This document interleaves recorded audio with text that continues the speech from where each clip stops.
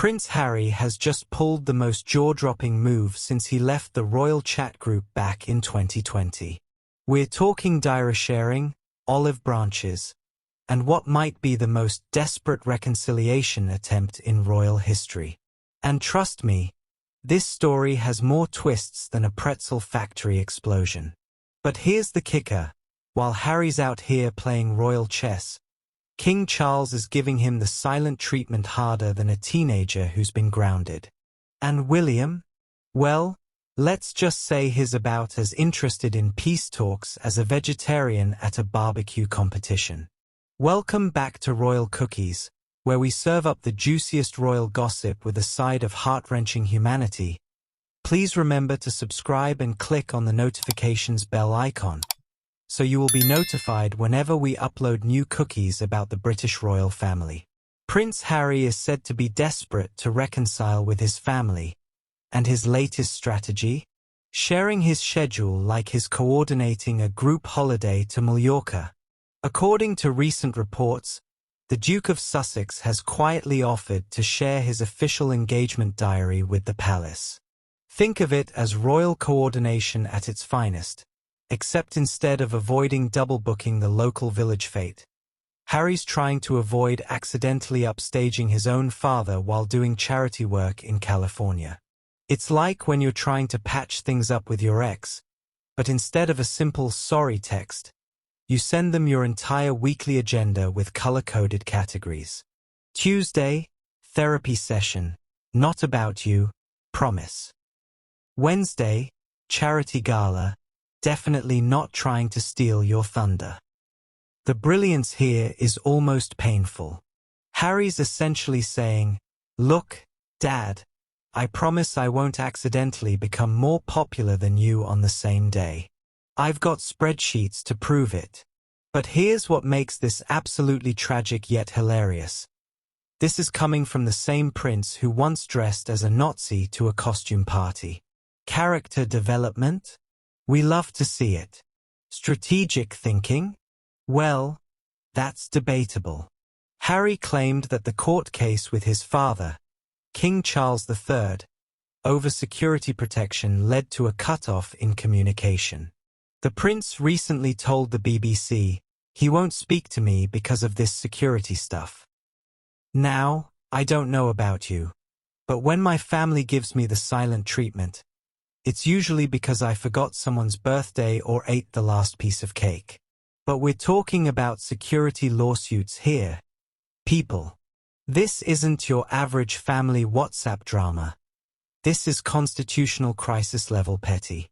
Harry also said he would love a reconciliation with the royal family, but King Charles won't speak to me, and added something that'll make your heart clench. "I do not know how much time my father has." And suddenly, this whole circus gets real, doesn't it? Because King Charles continues to receive treatment for cancer, following a diagnosis made public in 2024. It's like watching a Shakespearean tragedy unfold in real time. Except everyone's wearing crowns and the audience is literally the entire world. You've got a father who's battling cancer, a son who's desperately trying to come home, and enough family drama to power a small village. The irony is thicker than clotted cream on a scone. Here's Harry, trying to be the bigger person by offering schedule coordination, while Charles is apparently too busy being king to pick up the phone. Recent reports suggest that it is a sign from King Charles that he wants peace with Harry and Meghan and to meet his grandchildren, according to royal experts. But William's notable absence from these so-called peace summits is sending signals louder than Big Ben at midnight. Think about it. You've got Daddy Dearest potentially wanting to reconcile, baby brother desperately sharing his diary like a love-struck teenager, and William sitting there like the world's most royal third wheel, probably thinking, absolutely not. It's giving massive "I'm the heir, I didn't sign up for this reality show" vibes.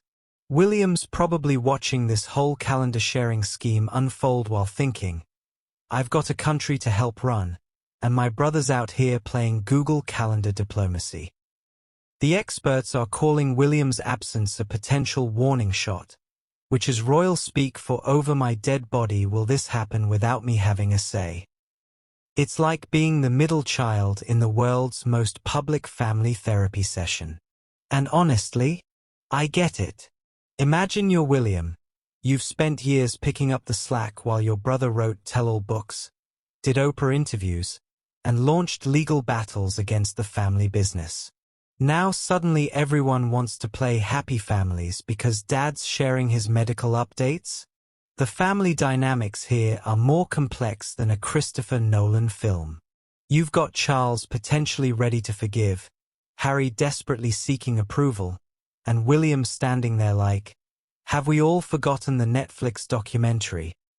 Because while Harry's busy sharing his schedule and Charles is perfecting his silent treatment, there are two little royals across the pond who barely know their grandfather exists. And that, my royal cookie fans, is where this story gets properly heartbreaking. It is a sign from King Charles that he wants peace with Harry and Meghan and to meet his grandchildren, experts claim. Can you imagine? The King of England, dealing with cancer treatment, potentially never having a proper relationship with two of his grandchildren because of family politics? It's like the world's most expensive custody battle, except nobody's technically divorced, and the stakes involve crowns and constitutional law. Charles has got George, Charlotte, and Louis living down the corridor, getting the full royal treatment, while Archie and Lilibet are growing up thinking Grandpa is just that guy on the money.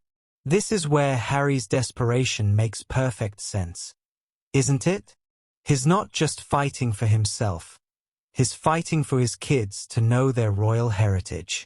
Imagine explaining to your children why they can't visit Grandpa's house, which happens to be a palace, because of security stuff and family arguments they had nothing to do with. Children grow up fast. Archie's already old enough to ask questions about why they don't see certain family members. Lilibet will soon be wondering why her cousins live in a palace while she doesn't. If you're obsessed with royal strategy and environmental impact like I am, make sure you're subscribed to Royal Cookies because we're serving up the most sustainable royal content on YouTube.